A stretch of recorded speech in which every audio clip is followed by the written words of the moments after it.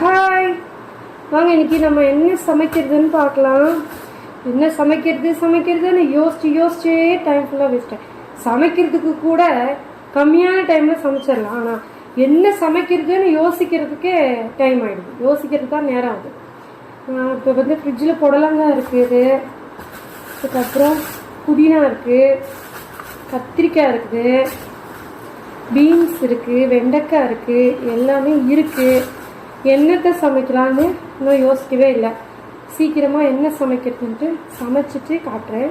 என்ன சமைக்கிறதுன்னு யோசிச்சுட்டு இருந்தேன்னா சமைக்க போகலான்னு சமைச்சிட்டு இருந்தேன். பார்த்தா நம்ம சொந்தக்காரங்க வீட்டிலேருந்து ரொட்டியும் சுட சுட குருமாவும் வந்துருச்சு. ரொட்டி சிக்கன் குருமா, நல்ல வாசனை சூப்பராக இருக்குது. நம்ம இதை எடுத்து பார்க்கலாம். நல்லா இருக்குதா? சமைக்கலான்னு போனேன், பார்த்தா கொண்டு வந்து நம்ம